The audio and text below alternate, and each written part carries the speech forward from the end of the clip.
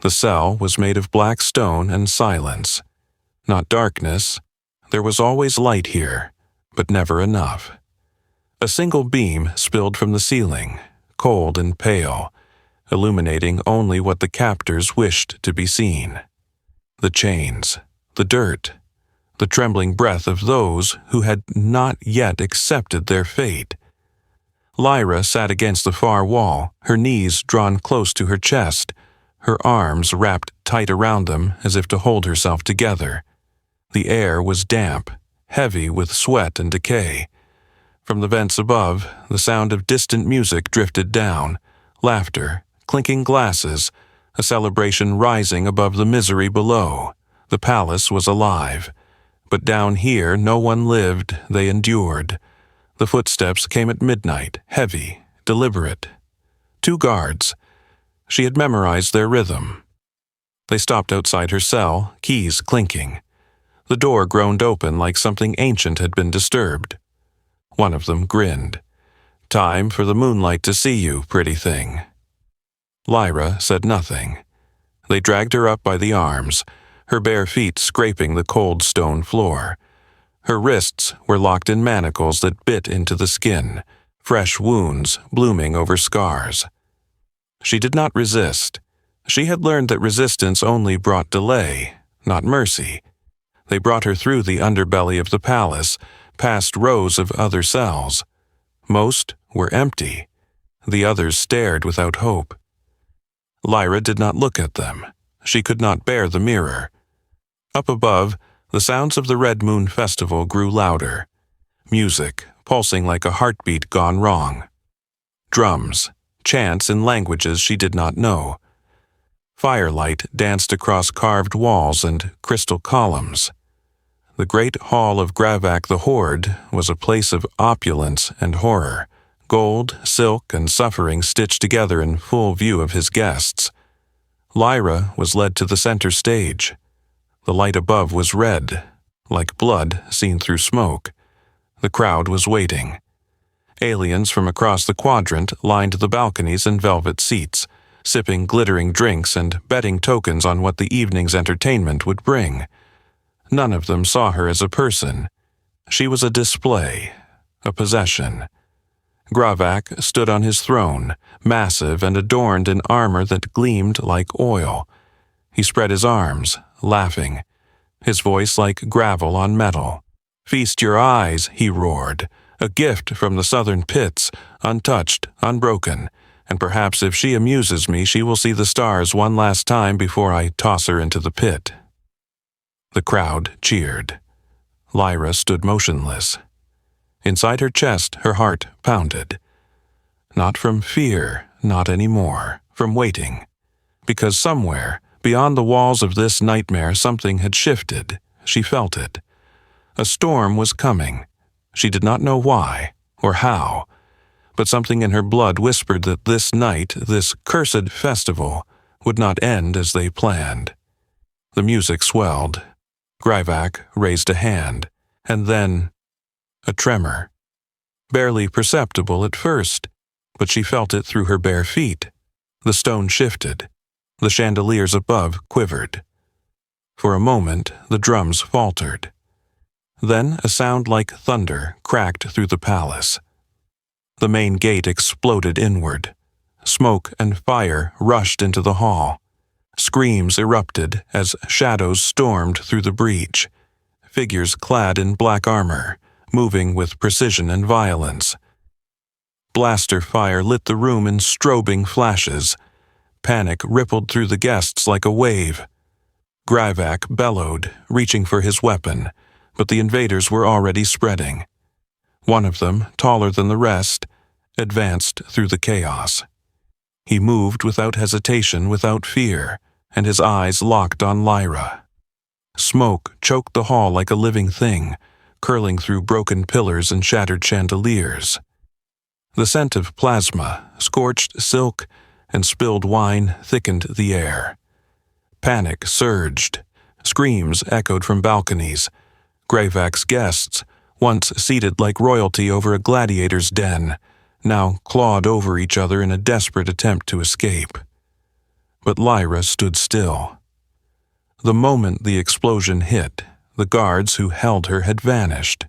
One pulled into the shadows by something fast, the other crushed beneath falling stone. Her shackles clanged as she stumbled forward, disoriented. Her eyes stung. Her lungs burned. But her heart was calm. She was not afraid. Something had changed. Through the haze, a formation of black-armored soldiers moved like a tide, silent, surgical. Unlike Gravak's brutes, these weren't men drunk on violence. They were purpose incarnate, coordinated, lethal, cold. At their front was a man without a helmet, Captain Jackson Hale. His face was cut from stone, jaw tense, eyes like steel under ice. He didn't shout commands. He didn't need to. The Legion moved around him with the precision of a living machine. He was dressed in black tactical gear, matte and practical, but carried himself like someone who had nothing to prove. Every step was measured, controlled, and his eyes were scanning the chaos not for enemies but for someone. Then he saw her. Amidst the wreckage, barely upright, blood on her arms and dirt on her face. She was the only one who hadn't run, who hadn't screamed. Her shackles still bound her, and yet she stood, spine straight, chin lifted. Their eyes met. Time shrank.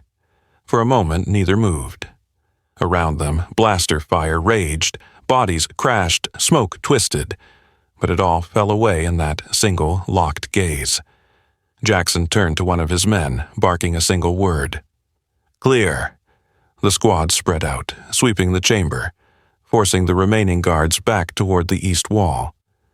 Gravak roared in protest, lifting a massive cannon and firing blindly into the fray. Jackson ignored him. He crossed the floor with long strides, stepping over broken glass and discarded opulence. When he reached Lyra, he didn't hesitate. He reached into a pouch, withdrew a coated cylinder, and in a fluid motion, pressed it to her shackles. The locks sparked, hissed, and dropped. She stared at him. "Who are you?" she whispered. Jackson's voice was low, steady. "Someone who sees you." Lyra's lips parted, but no words came. Her wrists trembled from the release, the cold sting of blood rushing back to long-numbed limbs. In the distance, Gravak bellowed again. "You think you can steal from me, human? That's my property." Jackson didn't look at him. His gaze never left Lyra. "You're not property," he said, "and no one's ever laying chains on you again." Then he extended his hand. Lyra hesitated. All her life, every hand reached toward her had been cruel, hungry, demanding. But this hand didn't pull, it offered, and slowly, with a breath that felt like the first she'd ever truly taken, she placed her hand in his. The moment her fingers touched his palm, the room seemed to tilt. A siren wailed through the upper halls. Reinforcements were coming. The mission was almost blown. Jackson turned his head. We moved now. His team converged, forming a protective circle. One of them tossed a flash detonator into the air. It exploded mid-flight, raining light and sound that disoriented what remained of Gravak's guard. Lyra flinched, but Jackson's arm came around her shoulders, steadying her, shielding her. Together they ran, through the smoke, through the fire, through the halls where she had once crawled like a ghost. And as the Black Legion's shuttle lifted from the palace platform, engines roaring against the night, Lyra looked down through the viewport. The place that had caged her was shrinking behind them, burning under the stars. And she knew, without understanding how, she would never return. The Black Legion's shuttle soared through low orbit, its hull still glowing faintly from the heat of re-entry. Inside, the cabin was dim, lit only by strips of blue along the walls. The silence was heavy, not the silence of fear, but of aftershock, the kind that settles in the bones once the chaos ends, and your body begins to understand that it is still alive. Lyra sat in the rear of the transport, wrapped in a dark thermal cloak. Her hands rested on her lap, wrists red where the shackles had been. She hadn't spoken since they left the palace. The others gave her space, not out of pity, but respect. They had seen survivors before, they knew the look, but Captain Jackson Hale never left her side. He sat across from her, helmet tucked under one arm, eyes quietly watching. Not studying, not dissecting, just present. She finally lifted her gaze. "You didn't ask my name," she said. His voice was calm. "I didn't need it to know you didn't belong there." She hesitated, then nodded slowly. "Lyra. My name is Lyra." Jackson repeated it once, like a promise. "Lyra." The sound of it startled her. No one had spoken her name like that in years. Not with dignity, not with memory. Her captors had called her pet names, commands, labels, but never person. She looked down at her fingers. "They took everything," she said, voice hollow. "Even how I walk, how I sleep, how I speak." "But not how you think," Jackson said gently. "And not who you are. They couldn't touch that." She looked at him then, really looked, and for the first time, something softened. The shields she had wrapped around herself cracked ever so slightly. "Why did you help me?" she asked. "You had what you came for. The mission didn't include me." Jackson leaned forward slightly. His voice was steady, simple. "Because no one else did." Lyra's breath caught. The shuttle vibrated slightly as they passed through a debris field, but she didn't notice. Her world had narrowed to this moment, this impossible stranger who had reached into the darkness and pulled her out without expecting anything in return. "I don't know how to be free," she admitted. "You don't have to," he said. "Not yet. You just have to be, one moment at a time." The shuttle docked with the Black Legion flagship, a sleek battleship known as the Calderon. As the bay doors opened and the team disembarked, the crew saluted their captain, but their eyes drifted to Lyra. Not with judgment, with curiosity, with quiet recognition. She didn't walk out of the shuttle, she stepped into a new world. The med bay was already prepared. Sterile, bright, warm in a way her past never had been. She sat on the padded table as a field medic approached, scanning her vitals and speaking gently. Lyra said nothing. But when Jackson entered the room, she looked up. Their eyes met again. "I want you to stay," she said softly. Jackson nodded once. "Then I will." The medic stepped aside. There were no injections, no straps, no orders barked into her face. Just soft hands, gentle questions, and the hum of machines meant to heal, not to hold. Lyra's body relaxed, just slightly, just enough. After the exam, as the lights dimmed for her to rest, Jackson remained in the corner of the room, seated in silence, watching. Not as a soldier, not as a savior, just as a man who refused to leave. Lyra turned her face toward him in the dark. "Thank you," she whispered. And for the first time, she felt the chains fall, not the ones around her wrists or ankles, but the ones around her soul. The Calderon glided in orbit above a blue-green moon, its silhouette sharp against the endless black. Inside the ship, the halls were quiet. Not cold, just calm. Everything was clean, efficient, but never sterile. It felt to Lyra like the opposite of everything she had ever known. She stood at the window of the recovery wing, wrapped in a navy cloak. Her reflection hovered over the stars, hair brushed, skin no longer marked by dirt or chains. Her injuries were healing. Her body was fed. Her mind was still catching up. Behind her, the door slid open.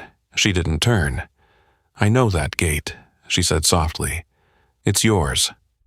Jackson Hale smiled from the threshold. Didn't mean to sneak up on you. She turned, then, slow and steady. Her eyes, once dulled by years of captivity, now shimmered faintly with thought. Curiosity, caution, life. I expected you to disappear after the medics cleared me, she said. I don't disappear, Jackson replied simply. I just give space when it's needed. A pause stretched between them. Not awkward, just new. Lyra gestured toward the seat across from her. Would you stay a little longer this time? He nodded and crossed the room, sitting across from her as the moonlight filtered through the wide viewport. They watched the planet spin in silence for a while. Then Lyra spoke. I've been trying to remember what it felt like, to feel clean, to speak without fear, to choose silence rather than be forced into it. Jackson didn't interrupt. I thought when I left Gravex Hall it would feel like freedom, she continued. But it didn't.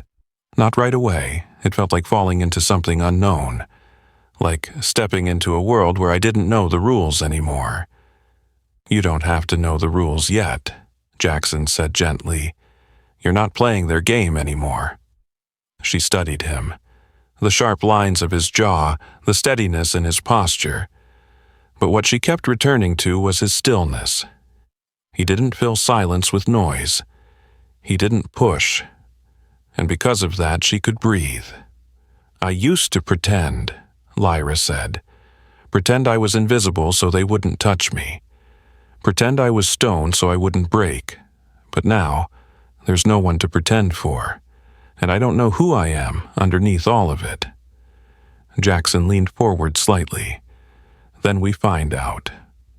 Her lips parted slightly, not in surprise, but in the quiet ache of a heart not used to being heard. He continued, You're not a slave anymore.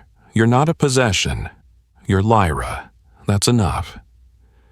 Her eyes shimmered with unshed tears, but she blinked them away, refusing to break. Not from pride, but from strength. I don't know if I believe you yet, she whispered. I'll believe it for both of us until you can, he said. They sat like that for a long while. She told him about her childhood, the brief flashes of joy before she was taken, about the stars she used to dream about, the stories she made up in her head when the nights were cold and the pain too much. And he told her about Earth, the oceans, the smell of pine trees after rain, the sound of old music on vinyl. He spoke slowly, painting a picture not of war, but of life. And Lyra listened like someone who had never heard a future before. As the ship drifted through the void, two souls sat in quiet orbit of one another. No promises made, no declarations needed. But something was beginning. Not just healing, not just hope, but something alive. The training deck aboard the Calderon was a space of discipline, silence, and sweat. It was where soldiers forged instinct through repetition, where every scar was earned, not hidden. For Lyra, it was where she began again. The first time she stood on her own feet, her legs trembled like they remembered too many years of submission. Her balance was weak, her muscles ached. But she stood. The exobrace, a slim mechanical frame, running along her lower spine and thighs, hummed quietly as it stabilized her posture. She hated the sound at first. It reminded her of the restraints Gryvac used to silence disobedient slaves. But this was different. This machine was not controlling her. It was obeying her. Across the deck, Jackson Hale stood with arms crossed, watching without a word. Lyra took a step, then another. She fell. The guards flinched. The medics moved to intervene. Jackson raised a hand. No, Lyra said, gritting her teeth, pushing herself up. I don't need help. She got to her knees. Then her feet. She kept going, again and again. Hours passed. Sweat drenched her shirt. Her breath came in ragged pulls, but by the end of the day, she crossed the room without falling once. Jackson approached slowly, offering her a towel, not a hand. "You didn't stop," he said. She wiped her face, chest rising and falling. "I've stopped enough for a lifetime." They walked together through the corridor after, slower now, but side by side. Lyra asked questions, not about pain or survival, but about the galaxy, about law, about the factions she had never been allowed to know. She listened like someone who knew knowledge was power, and she wanted all of it. Later, in the ship's library, Lyra sat with datapads piled high around her, political structures of the Interstellar Council, records of liberated systems, archived broadcasts from colonies she never knew existed. The girl who once sat silently in chains was now devouring everything with burning hunger. A crew member passed by and whispered to Jackson, "She's not just recovering. She's transforming." He nodded. She always was. That night, Lyra stood at the mirror in her quarters. She removed the cloak she had worn since the rescue. Her reflection revealed a lean, muscled form, now held tall by her own will. The scars remained, but they no longer told a story of what was done to her. They told a story of what she had survived, and what she would never be again. She touched the smooth metal of the exo-brace and smiled faintly. Not with pride, not yet, but with ownership. Behind her, the comm unit blinked. A soft chime. "Incoming transmission, Captain Hale." She tapped it open. "Thought you might like to see this," Jackson's voice said. The screen displayed a newsfeed from a border planet recently liberated from slavers. A group of children stepped off a refugee shuttle. One of them wore a bracelet just like the one she'd lost years ago. "Someone saw your testimony," he said. "They cracked a transport code thanks to your description. The chains are breaking, Lyra." She said nothing for a long moment. Then, with a voice firm and clear, she answered, "Good, let's keep going." The Calderon drifted in orbit around Eris 1, a core world known for its cities of glass and sky bridges woven like lace between cloud-cutting towers. Down below, peace reigned. No raids, no warships, just normal life. Something Lyra had never truly known. That night, Captain Jackson Hale found her standing alone on the ship's observation deck. The stars glittered outside the panoramic window, and the faint blue of Eris shimmered below. Lyra wore a plain navy jumpsuit, no cloak, no armor, just her. She stood upright now without shame, her exo-brace humming quietly as it supported her. She didn't look at him as he approached. "I used to dream about stars," she said softly, "back when I was in the cages, when the only light came from flickering torches and the only sound was chains." Jackson stood beside her, not too close. "And what did you imagine?" "That they weren't just balls of fire," she replied. "I imagined they were windows, each one looking into a world where I could be someone else, where no one knew what I was." She turned to face him then, her voice steady. "But now I don't want to be someone else. I just want to be me, whatever that is." Jackson's eyes didn't flinch. "And who do you think you are?" "I don't know," she said, "but I want to find out, not alone." Her words lingered in the air between them. Jackson exhaled slowly, then gestured toward the small table set up near the deck's center. 2 chairs, a covered tray, and a single bottle of aged spirit. "I was hoping you'd join me," he said. "No plans, no mission, just a captain, and a woman I respect more than anyone I've ever met." Lyra hesitated, then walked toward the table, each step measured, deliberate. She sat down without waiting for permission. "You're not like the others," she said. "Not just because you saved me, but because you never asked for anything in return. Jackson poured the drink, sliding a glass toward her. "I didn't save you." She frowned. "You saved yourself," he added. "I just got there in time to watch." Lyra looked at the glass, then back at him. Her voice softened. "You saw me when I didn't even know if I was worth seeing." "You were always worth it," he said. She picked up the glass, clinked it gently against his. "To new lives." They drank. The silence between them this time was warm. "I used to think affection was weakness," Lyra admitted. "That caring made you soft. That love was a leash." Jackson leaned in slightly, his voice low. "And now, she said, "I think maybe love is armor. The kind they can't take from you." He smiled. The kind of smile he didn't show on the battlefield. Not sharp, not guarded, just true. She looked at him, really looked, and for the first time her heart didn't flinch. It leaned forward. "I'm scared," she confessed, "because I don't know how to love someone, but I want to try." Jackson reached across the table, not to take her hand, but to place his palm open beside hers. She placed her hand in his, not out of fear, not out of obligation, but choice. And when their fingers intertwined, there were no fireworks, no dramatic music, just the quiet click of two souls finding home in each other. The square, beneath the spires of Eris 1, glowed with lanterns and soft music. The annual Unity Summit was in full bloom.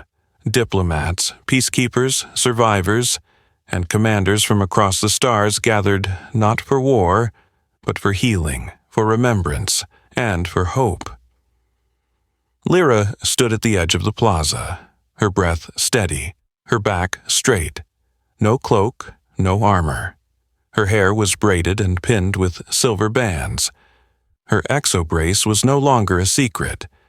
It shimmered with pride under the starlight, not as a reminder of what was taken, but of what had endured. Around her, former slaves, refugees, and even hardened soldiers looked at her not with pity, but with awe. She had become something none of them expected. A symbol not of pain, but of rising. Jackson Hale approached from across the square. He wore no uniform tonight, just a simple dark tunic, sleeves rolled up, a soft half-smile on his face. His walk was confident, but his eyes were searching for only one person. Her. When he reached her, he paused, not with military formality, but with the quiet reverence of a man who had waited for this moment long enough. "I have something for you," he said, his voice calm but edged with something deeper. She tilted her head, curious. "Is it another data pad of galactic politics?" He chuckled. This one's simpler." He reached into his coat and pulled out a small velvet pouch. Opening it carefully, he revealed a plain silver ring, forged with a subtle engraving, half of the Black Legion's sigil and half the ancient Kellian glyph for freedom. The hush of the crowd around them was immediate, but Lyra saw no one else, only him. "This isn't about saving you," he said. "This is about choosing you, not as a mission, not as a symbol, but as the woman who stood up in fire and walked through her past with her head high." He knelt. Not with pomp, not with show, just a man offering his truth. "I love you, Lyra, not because of what you survived, but because of what you are.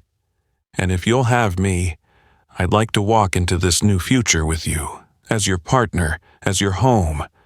The crowd held its breath. But Lyra did not. She stepped forward, no hesitation in her body, and gently took the ring from his hand. Then she knelt too, face to face. "No one ever gave me a choice," she said, "until you. And now, for the first time in my life, I choose." She slid the ring onto her finger. "Yes." A sound rippled through the square, not applause, not cheers, just peace. She stood, so did he.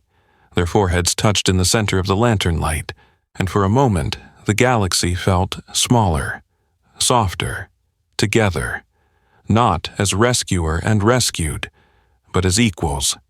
The stars above Erebus Reach stretched wide and bright as the Calderon sliced through space, its hull steady, its engines humming like a heartbeat. The ship was no longer just a battleship. It had become something else. A sanctuary, a beacon, a promise. Lyra stood on the main observation deck, her hand resting gently on the polished frame of the forward viewport. She wore no crown, no titles, only purpose. Behind her, the crew moved quietly. New recruits, rescued survivors, seasoned fighters, all working side by side, bound not by rank but by resolve. She watched as a fleet of smaller ships aligned beside them, cargo vessels, relief cruisers, medical convoys. They were headed toward the outer colonies where law was thin and wounds ran deep. But hope traveled fastest when carried by those who knew suffering firsthand. Beside her, Jackson Hale stepped into view. His jacket was unbuttoned, his sleeves rolled up, and yet somehow he looked more like a leader than he ever had in uniform. He did not speak. He simply stood with her, breathing in the same silence, the same stars. "We're not finished, are we?" Lyra asked, her voice calm. "No," Jackson said, "but we've started." She nodded slowly. "For so long, I thought freedom was an endpoint. Something distant, shining, untouchable, but I was wrong." He glanced at her. "It's a direction," she continued, "a daily choice, a voice that says, 'I am not what they did to me. I am what I decide to become.'" Jackson smiled. "You've already become more than they ever feared." Lyra's eyes remained fixed on the stars. "Then let them fear me, but let the others find courage in me." As the fleet adjusted course, Lyra tapped a command into the control console. A beacon activated, broadcasting not propaganda, not orders, but a message written by her own hand. It was simple. "We are coming, not as conquerors, not as saviors, but as those who remember what it means to be forgotten. We bring no chains, only light." The message pulsed through subspace, reaching out across sectors, across languages, and somewhere, someone in the dark would hear it and breathe easier. Because Lyra existed, because her story was real, because choice, once given, could be given again. She turned to Jackson. "Let's go. There are worlds waiting." He gave a single nod, and together they stepped forward, not into a perfect future, but into a future chosen, a future worth building. If your story could help light the way for someone still trapped in the dark, would you tell it? Leave your thoughts in the comments. Sometimes the future begins with remembering we are never truly alone.